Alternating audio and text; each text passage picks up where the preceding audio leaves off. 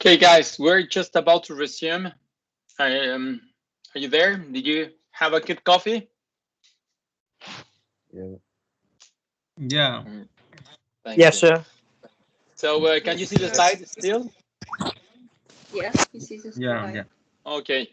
So, on the next, I think the lecture as itself is going to last another 30, 40 minutes, and then we can go and split yourself in groups and start to work on this block for your final presentation.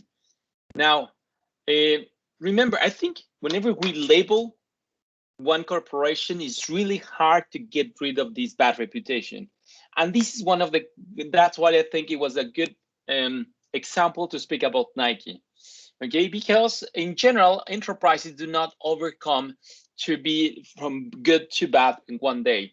And usually, one of the biggest failures that I've seen more often in my professional life is like whenever we want to implement really new strategies, right? And whenever our boss is like the one who have staff us, is like it's what we call second generation organization, but we are led by first generation management.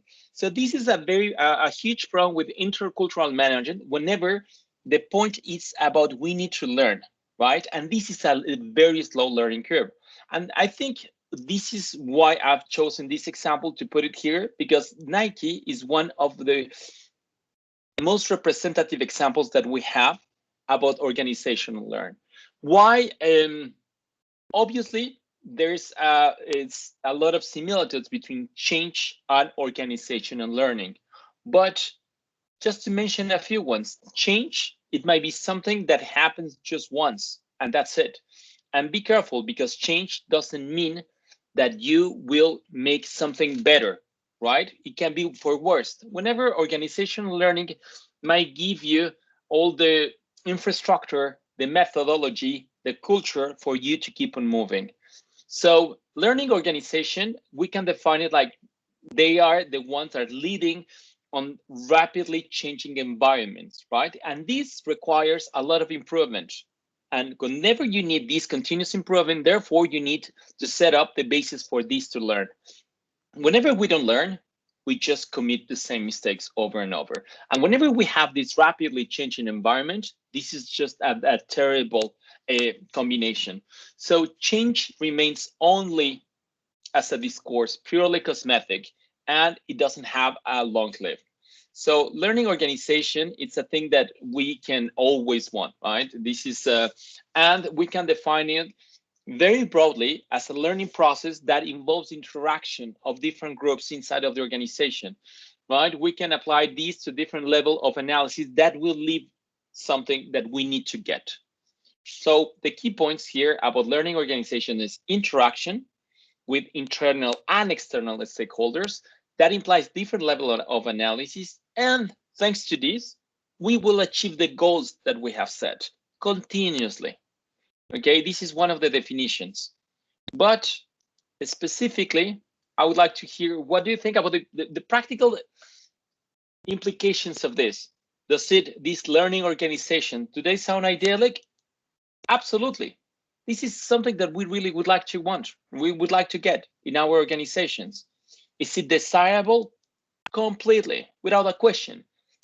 But does this learning organization definition provide us a framework for actions? No. And this is the big thing.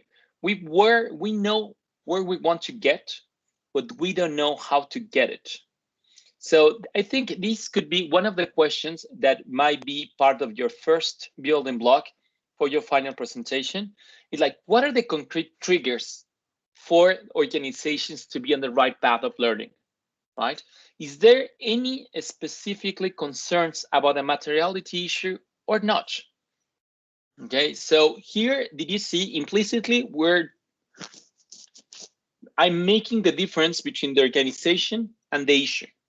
Okay, because it has to be a combination of these two.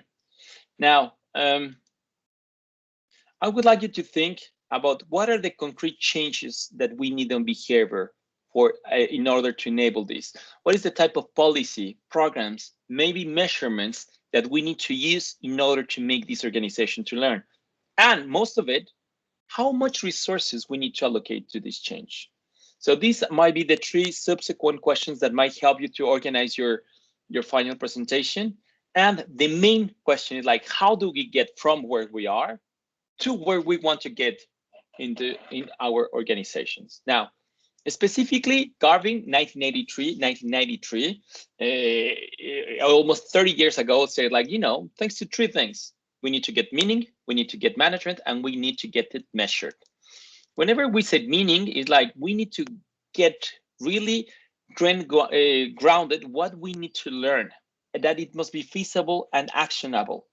We need clear guidance for practice, right? We need top management to be responsible for this, and it has to be practical, not just inspiration. And we need to measure, right? We need to ensure that all the gains that we've been making have been announced, and we need to feel that we're advancing on this. So this is still very general, and that's why I want to specifically focus on a company, because companies, they don't become model citizens overnight, right? And I would like you to think, what are the possible main factors that can promote this organizational learning? It could be regulations, it can be technology, right? More transparency, easier to get. It can be the media that start to put pressure on some issues, and therefore your organization needs to change, or it can be so others. So this one was just an example. So it's understanding the triggers that will drive the change. And now, specifically the case, Nike's has been labeled like the child for responsibility. And now, I think based on their business model, on what they do, they can be considered as one of the leaders that they're implementing this progressive practice, right? And specifically the case of Nike reveals how the 5 stages of organizational growth was proposed by Sadek. Sadek is the author of this, and has been gaining, like, it has been cited all over the world just because of this example. So again, I'm sorry for the ones that would like to hear about more small, medium companies. The point is, like, we don't have a lot of information on this. Why? Because the media pressure, it's really hard to get on this one. So that's when we need to choose one big company to show this example. Specifically, Nike is really well known for this slogan, just do it. But we're going to make it, just fix it, right? I think it will be more suitable in order for us. But okay, where everything started. Now, Nike started, it was founded in 60s, 70s, and then on 1980, Nike's say, like, we're gonna close our last factory on United States, and then we're going to move, we're gonna externalize to South Korean contractors. So from basically in few months, there were 60,000 jobs that they were lost on United States from one day to another. Obviously, at that time, none of these employees were a part of a union. So that's why it was so easy for Nike to do it. Now, I started to work, but in 1987, 1988, South Korea passed this law. Whenever some laborers, depending on the sector, they gain the right to be adherent to any type of unions, and therefore to strike. Whenever this happens on 97, they started to demand higher wages. Now I can strike and have a pressure on you. Therefore, you're not going to pay me the same thing that you were paying me before. And then Nike said, wait, no, this is too much. We're going to move again our factories. It's not moving factories. We're just change our subcontractors. Our suppliers are going to change. And then it started to move this to Indonesia, China, Malaysia, Thailand, Hong Kong, right? And then a few years later, Nike reported again a record profit of almost $3 million. This is in 91, so it's like way behind, but just to give you an idea.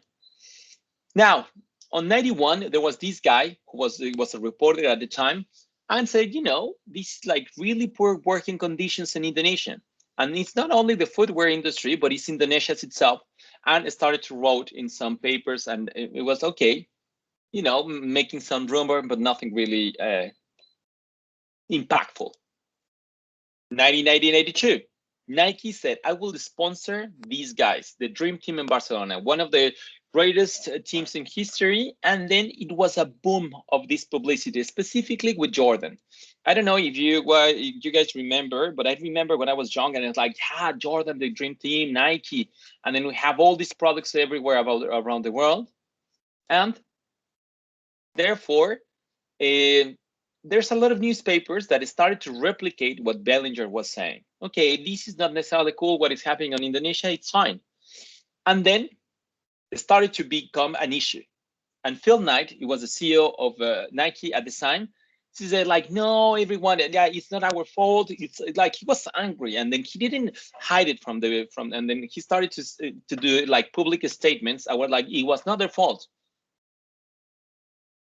And then this is what SADC called, this is the phase one. It's not our job to fix that. We're Nike. We don't have any type of relationship with this Indonesian government and the right to strikes or whatsoever. The discussion started to escalate. And then the State Department of the United States started to say, to the Congress on Human Rights, yes, some shoe factories are refusing to pay Indonesia's minimum wage. So it's not like they're like in bad conditions. They're even refusing to pay. They were making specific legal movements not to pay this legal minimum wage. And the State Department is like, okay, we need to do something. So the problem started to escalate in some other instances whenever we have international instances there. And then it was something that Nike was exposed and it started to become an issue. And it was not until later this year, after the Olympics, that Bellinger said, I'm going to expose Nike as itself. So he wrote an article on Harper's Magazine, which at the end, at the epoch, it was like one of the most known magazine, and said like, okay, there's like this Indonesian worker that works for a Nike subcontractor that makes 14 cents an hour. It's not even the minimum wage, right? And it started to document all these abuses. And specifically, it started to say like the new free trade wheel.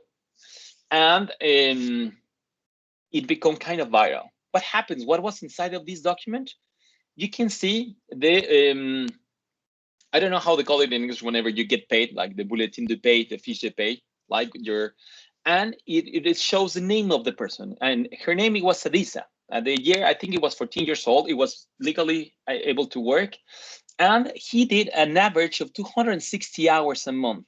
And at the end, she did only $37. Whenever you start to make the calculation, it's like, okay, Sadisa started to do around 14 pairs of shoes per day. That means for each pair of Nike shoes, it costs 12 cents to assembly. And then you sell it for $80. Okay, and so like, okay, this has been exposed. And it only 63 hours were exposed from the overtime. So technically, by regulations, they were enabled to work up to 200 hours per month. So this was a shocking thing, and it was on the articles of Harper's Magazine. And it was at the time that Jordan was like the greatest idol of the mass, and he just signed a contract for Nike with $20 million. And it was a radical, what he called it, but Michael Jordan just signed a contract for $20 million, but Sadisa has won this, and for her to make the same earnings that Michael Jordan, it will take basically 45,000 years of his life to earn. And it was shocking, and it was a name on it. And the article is said like Sadisa and Jordan, yes, both work for Nike, but there's big difference. From this article, everything started to explode. Kind of at the time, the activists, they just wanted to go into with Nike, and Nike did, and no, like they were over Nike, right? And even the Jeffrey Ballinger was started to be threatened by some lawyers. Please redeem these. We need you to redeem these statements that you have done, and everything started to go wrong. And Bellinger started to consolidate an NGO that is called Press for Change. It's an NGO that focuses on strengthening the respectful for human rights and for everyone. Lately, he has focused a little bit more on the rights for transgender people in United Kingdom. Now, but that didn't stop there. It was not only Bellinger. Everyone, all the media started to say, yeah, Nike in Indonesia. And, I don't know if they were sponsored by Reebok or Adidas, but a lot of new reports coming onto the air. At the end, Nike didn't have a lot of things to do. And whenever USAID started to sponsor this research, whenever they were forced to overtime, there were illegal wage deductions, and it was not only now Harper's Magazine, it was also Mary Claire. Whenever you get into these type of reports, like everyone is speaking about you, obviously before the social media. Oxfam, the international level, start to work on this brochure, Made in Dignity, whenever they describe the abuses that Nike's subcontractors were facing. And then on 96, there's a new minimum wage in Indonesia. 97, the CEO of Nike becomes the richest, one of the richest persons in the United States. And on 97, right, a lot of subcontractors, they start to apply for exemptions to pay this new minimum wage. So there was one thing that there was the same company living two type of reality. At the same time, you can see how this was only the year that it has like said a slightly decrease in sales. But that didn't stop Nike to keep growing until last year, but they have been continuously growing an enterprise, except for those years whenever the conversations were really intense on it. So after Nike was publicly exposed and went viral, this is whenever they started to pass from the phase one, which is completely defensive, which is it's not our job to fix that, into something that, okay, this, if we keep going with this, it might cost us a lot of business. So we need time to set up a compliance offices because we have a high risk of litigation. And on the other side, our reputation is just going to the floor. So what can we do? Shall we make some policies to start to promote this change or not? Yes, we know it's complex, but we need to do it. So they started to move into something that we SADC called the phase two, compliant. We will do now the public statements. It's like, it's not our job to fix that. They have changed. And now it's, okay, guys, yes, we acknowledge it and we will do as much as we need to do. Did you see? That's a huge step. And the triggers, it was compliance, reputation, risk of litigation, and this has the outcomes, the first internal policies to promote this change. Phase two. Okay, now you're there. You stay a couple of years there, you start to learn, but there are another triggers, right? You start to see that there are a lot of shorter problems that you need to solve. Okay, again, reputation and reducing risk, but the point is like you relies on the top management and the short term. Now, we know that there's a problem, but guys, you need to solve it. You are the director of supply chain. So I will rely on my top management to look for short-term solutions as well. And this is whenever we call the phase three, whenever it's managerial. This is like, okay, you need to do it because that's how business works. And this is whenever we are on the phase three. It's the business stupid, as SADC has put it on its own words. Now, you start to see, you keep doing the analysis and say, we might have some long-term problems as well. We are attacking the short-term problems, but what about the long-term? There must be something that we need to do because it looks a terrifying future. Therefore, we're leaving our comfort zone, and then we start to open, what else can we do? So Nike said we need to open the relationships with other competitors on the footwear industry to start to see what we can do together. It's not only me. There might be other ideas outside. And so this is a little bit whenever they started to go on the getting better relationships with the ONGs, like NGOs that they were criticizing Nike. At this point, it's like, okay, you're criticizing me. Come here and help me to find solutions together. So they start to open only relationships, not only relations with the industry, but in general, with other stakeholders. And whenever we get, okay, we need to do this, but it's not only the top management. Now it's also the middle and the bottom management that will take care of these type of new strategies, tools that we will change to provoke change. And this is whenever we get getting in the phase four, that we call it strategic, because you will get a competitive edge. It's not yet a competitive advantage, but it's an edge. Okay, now whenever you are there, you're learning how to realign the strategy to your business model. What has gone wrong and what we need to do now. Okay, now it's a competitive advantage, is good. Now we're gonna focus it to include it closer and closer to our business core. Okay, and so this is gonna give us a competitive edge, and in that case we start to forecast the future needs. Okay, it's not just next week, but what is gonna happen in 2 years? What is the type of tools or the type of measurement, the type of management that we need to do in order for us to get there? And that's whenever they started to work better with, they have a stronger relationship with key stakeholders, communities, NGOs, government, industry regulators, policymakers, right? They start to build like a strategy that will be lost, that will be lost longer.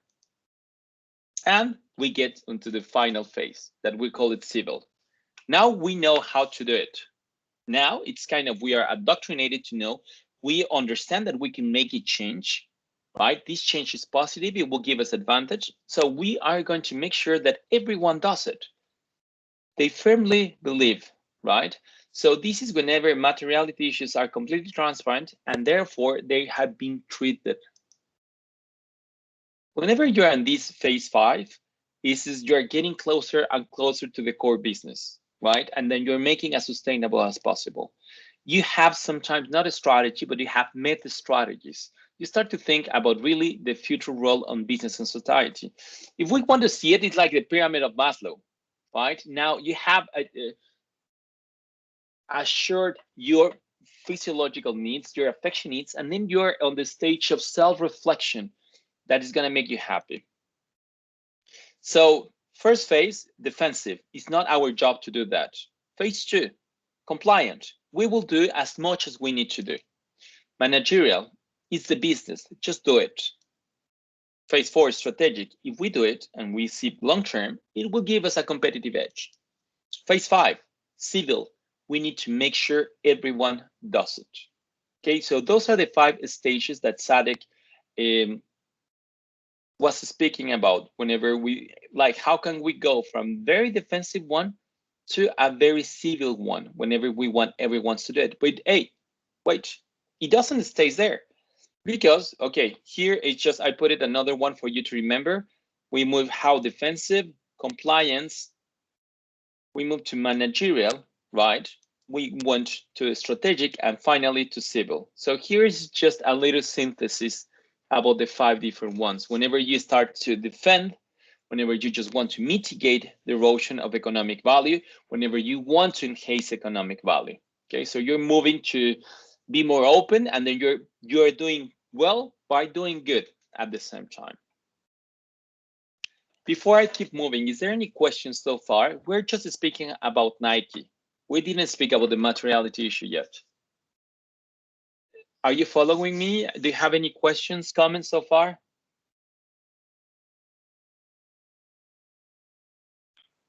Do you have any example for the sorry.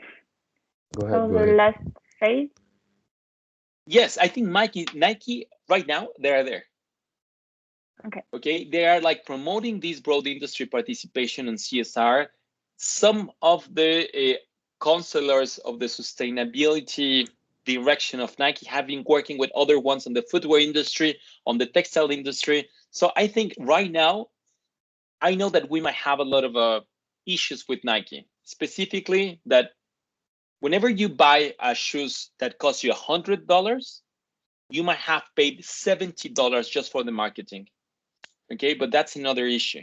By understanding their limitations and their stakes on their business model, I think Nike is one of the leaderships promoting these type of practices. I'm not saying that they're perfect. I'm just saying at least they are aware and they have done great efforts. They have invested a lot of money because they could in order to be better.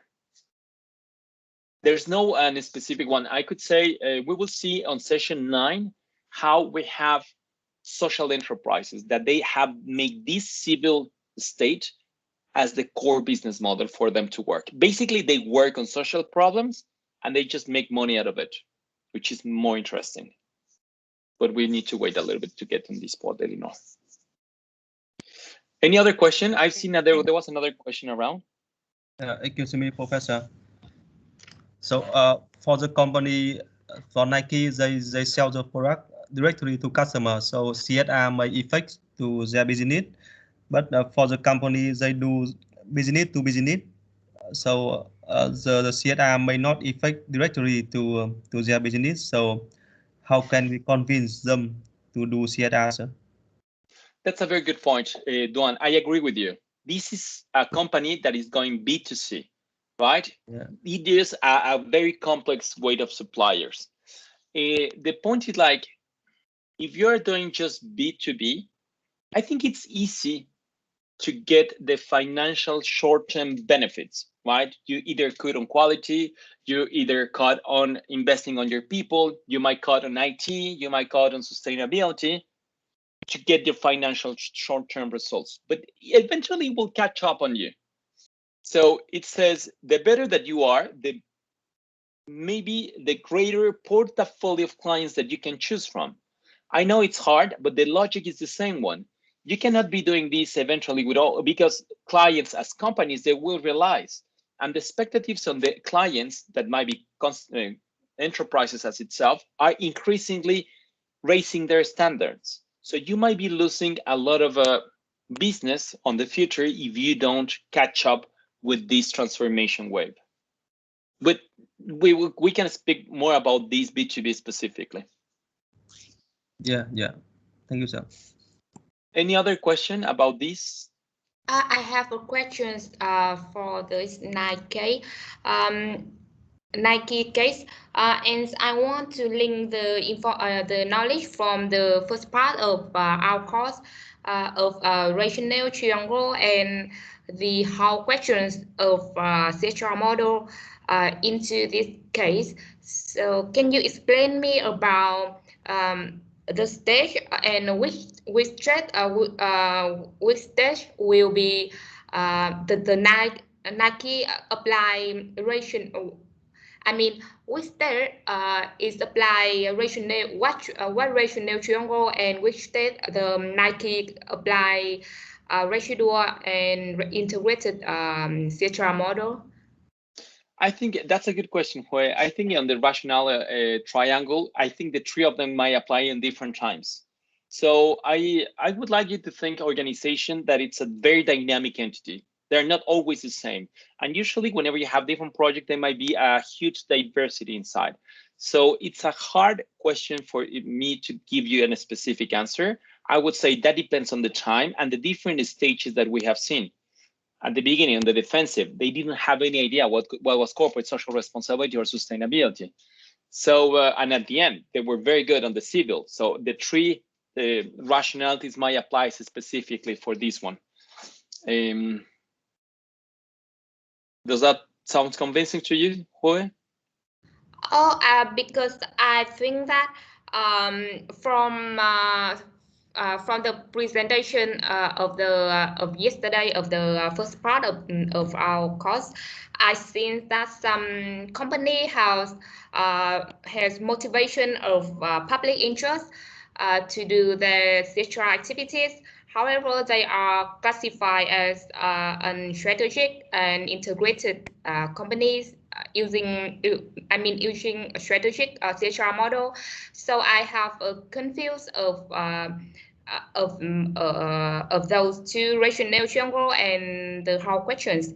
I mean, in this night case, for example, in the first stage of they do defensive activities, so they have rationale of public interest. Then it will be linked to the CSR model of residual and responsive. Is this right? They can in the state defenses and they have integrated and strategic activities.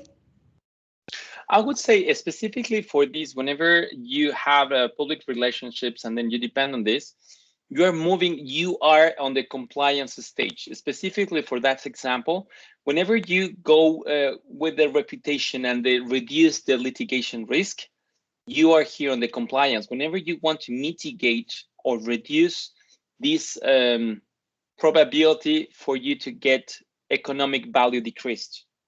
So I would say you're in this part, and then you're started to move on to the try to create economic value thanks to this competitive edge that you're trying to get. If you want, Joy, I would like to go with you specifically, because I think you have some hypotheses about your project and specifically the link with these two. We will do it whenever we will go on the group discussion. Okay. Okay, thank you. Any other good questions so far? Any other question, guys, about this table that might resume the article? No? Does that make sense with you? How we can pass from defense into civil? Yes. Sorry, I have a last question. Like you told us, like when Nike try to find a new manufacturer in Asia, I don't remember maybe Indonesia, they didn't pay like their employees at the minimum wage. Like it was not Nike, it was the subcontractor of Nike. The subcontractor. Okay. Yeah, it was because Nike as itself from the 80s, they don't produce anything themselves. They have just outsourced all of the production of the footwear. Okay. So and sometimes basically whenever you are on the defensive stage, it's not our job to fix that. Like we buy from them, but we cannot control them. Okay. Even 100% of their sales, they were for Nike, because it's a very specific process whenever you have to get a specific type of machines to be able to produce this specific type of models, right? Sure, and yes. to get, so it's not our job to do that. So even they were kind of exposed, there was no legal because there's no legal entity that can relate the two of them, right? And it still doesn't. Okay, so the subcontractor does not have any issue with the government of the country, because I thought it was Nike at the beginning. No. Sorry, like, it might be my fault that I didn't explain that. It was the subcontractor. And whenever you see the Harper's thing, it's not Nike. I think it's called Sunghua, something like this. Okay. So there is no problem with the subcontractor to not pay like the employees at the minimum wage at this stage? Honestly, no. As a Nike said, this is like, guys, I'm paying my contractor. I'm respecting the law. Yeah. This is not my problem to fix that. Okay. And whenever you have, that's why CSR notion it's in haste, because you might not be legally responsible, but not just because the law framework has any kind of holes whenever you can take advantage of it, that doesn't imply that you have responsibility. You have developed the supplier, you're asking them for more, you basically own them. That therefore, okay, clear, thank you. Any other questions or comments? This is the time. No. Okay, so far we have been speaking about. Sorry. Yes. Yeah, I have a question about Nike. To what extent Nike do greenwashing? Because we talk about wages of employees in manufacturer, and did they learn about this case about they are actually they are accused to forced labor about Uyghur. So what is the link about the history of their labor employee in foreign countries? Okay, Julian, that's the hardest question I ever heard so far. It's hard to say because Nike, so far, in my knowledge, they have more than 500 contractors. So we cannot say they're perfect. And some of them, but at least with the main contractors, they have a committee of surveillance that they go there and check that everything is okay. And they agreed not only to pay the minimum wage, they have elevated the wage a little bit. But what happens whenever you study Nike, you will see that it's a complex networks of different suppliers. You have tier 1 suppliers that relate a specific direct relationship with Nike, and then you have tier 2 that have relationship only with tier 1, but not with Nike. even the 100% goals of the sales go this way. So I'm not saying they are perfect. I'm just saying they have learned a lot of things, and they cannot control the decisions of the government on the minimum wage. And I think they are still taking advantage that there's no legal institution that can make the link between what happens with the hub and what happens with the other subsidiaries around the world. 5 years ago, maybe 6, there was one case that was won by an association that actually start to make the link between these two. But it's still at this point, by the legal framework that we have, is still an exception. So it's a business model that is difficult per se. And within this difficulty, I think they have done great efforts. I'm not saying they are the best. I do not wear Nike. I'm just saying they have learned the bad way how to be better. Yeah, okay. Okay. Thank you. I have last questions. From this case, I observed that Nike have improved their activities from bad to good, and now they are still the leading company in the world. So what is the motivation for other companies to start their business with CSR activity from the initial phase? I mean, other company they can see from this case and think that they can start their business with not in a good way, and then they can change if the public or communities criticize them, then they still can have profit and can still become a leading company as Nike. So what is the benefits for other companies to look at this case? The benefits of this company, that's a very good question, by the way. The benefits of this is understanding what were the drivers that delivered this change. Did you see? It's not the phases. It's not changing from defensive to compliance, managerial, strategic, and civil, but it was these specific things, right? For example, how to realign strategy, how to use a competitive edge, how to forecast the future needs, right? How to foster this in order for you to move to something strategic, to something more civil. So I wouldn't say it's not the different stages, but what could be the drivers for change that are here. And I have mentioned some of them. Obviously, there's a lot of them that we didn't mention. And I think implicitly, this is the type of work that I would like you to do with your own projects. Understanding where is your organization on this specific issue, and see what can you drive to, how can you promote this change? I think this is the one of the most important benefits. The second one, I think it gives a little hope. Doesn't matter how bad you are, that you can get better. It's hard. You have to allocate a lot of resources, but at the end, it will pay back. We have seen how Nike sells, and at the same time, it's not just sacrificing sustainability for profitability. If you know how to align these goals of sustainability to your business model, this will give you extra power that eventually will pay off. And that's another type of literature whenever we will be speaking about the business case of CSR. Okay, Hue, does that make sense for you? Thank you. I think it's more clear to me now. Okay. Don't hesitate to say, like, Rodrigo, you are just saying nonsense things, because this is very romantic so far. So any other questions, comments?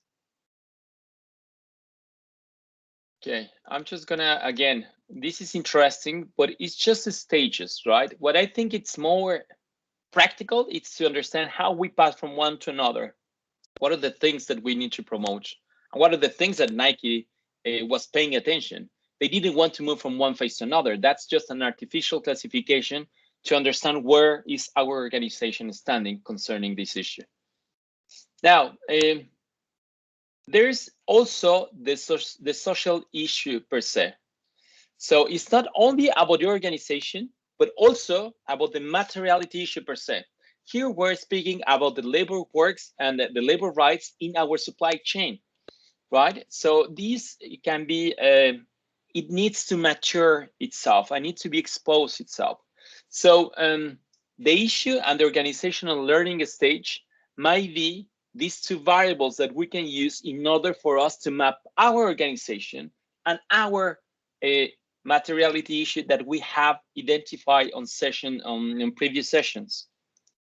So the idea of this is like, how can we just map this current situation? And I think this is going to be the work of today, at least the most important ones. It's up to you to decide, but my suggestion, this is the work. Okay, all the questions, it's fine, but we need to get like a visual tool to see where we are. And how can we map it? It's a tool that is called the civil learning tool. I know it looks kind of political, but it's not. It's completely into the management and CSR issues. So what it happens is like we have the issue of the maturity, right? Latent, I mean, it's there, but it's not yet a problem. Is it emerging? Is it consolidating? Is it institutionalized? Is there any law about this? And this is what we call the issue maturity, right? At the same time, where are we in our organization? Are we on the defensive side, on the compliance side, on the managerial side, strategic or civil? Whenever you start to put the combination of these two, we will see if it's a danger, which is very risky, or if we can use it as an opportunity. Imagine if there's a law about labor work international, the issue maturity will be here. And if we don't do anything, it's not our job to fix this. We are in a highly risky zone, okay? And the implications and change from here is gonna be really complicated. The reputation, the possible going to litigation is really high, and we'll have a lot of economic values, the problems. Whenever we have an emerging issue that is not really there, but we've been doing a lot of good things, it's a good opportunity for us to be there. So we can take advantage economically from here. So it's entirely up to you how you want to use this. I know that the classification of the maturity of a specific issue might be hard. It's just thinking about, it's a new one. Is there a law that speaks about this issue? And now you know the organizational learning stage.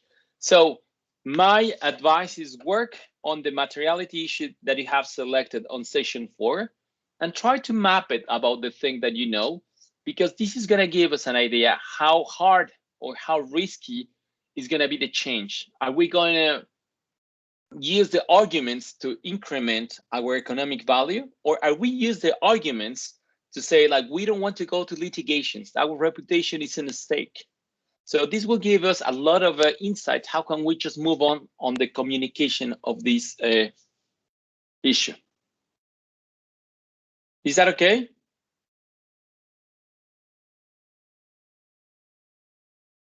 Okay. So what do you think? Do you have questions or comments? Are you just willing to go and work with your groups? Did I go too fast? No? No, it's okay, sir. Okay, okay. now guys, I might need your help. How can you organize these breakout rooms for you to work virtually on Teams?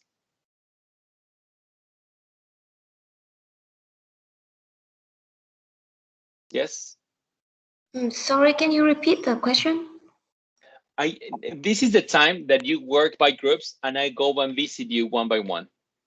So how do you organize this on Teams? I have no idea. Can you help me? So the admin already set up the room for each team, and I think you can see on the list and join all the team. Okay, so I just said go to your teams and then and that's it. No, you know, on team they have the group, and under the Hanoi MBA 29 CSR something, there will be the common group and then the separate group for each team. And for you, I think you can join all the group, but for us, Okay. you can only join our group. Okay, that makes sense. So I'll just stop sharing and that's it. Guys, one last thing. we're not gonna work on Nike tomorrow. We're gonna work on the Unilevers. I'm just gonna try to make everything as smooth as possible, but I think based on what you have and the projects and your profile, I think Unilever will be much more suitable. My excuses again for this last minute change, but I think it's for our own benefit. Okay. Now, so now we just our team will discuss about our companies, and we don't need to make any presentation or anything else. No, you just work on your final assignment, and this is going to be the first building block for you to build it. Okay, Professor, I understand that. Thank you. Okay, and then what? I just stop, I'm going to stop presenting, okay? Do we have to meet again on this group, on the main group, or no? On the main, not on the main group, Antoine. Please go to your rooms or your groups, and then I will go and visit you. Yes, but Can you show after. again about the requirement for the final presentation? Sorry?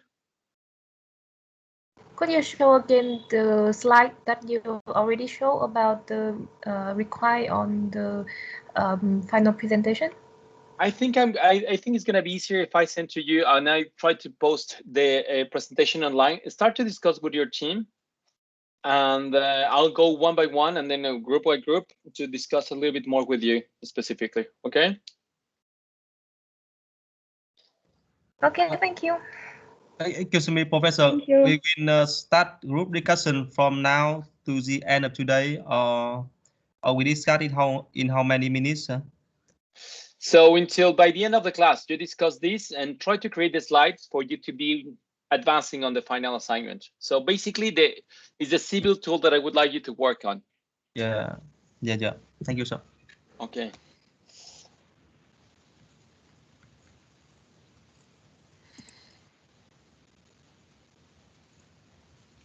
Okay, I'll see you in a bit for every one of you. Okay, go and work with your groups.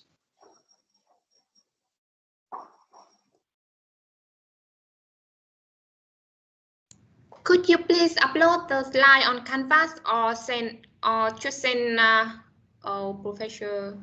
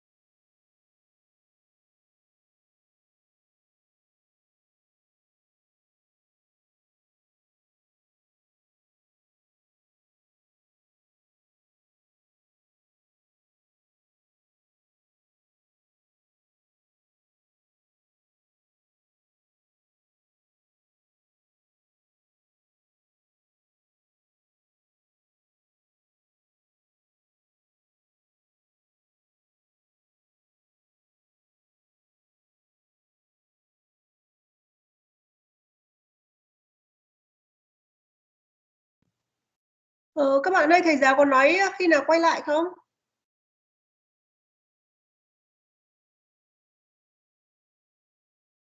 Alo.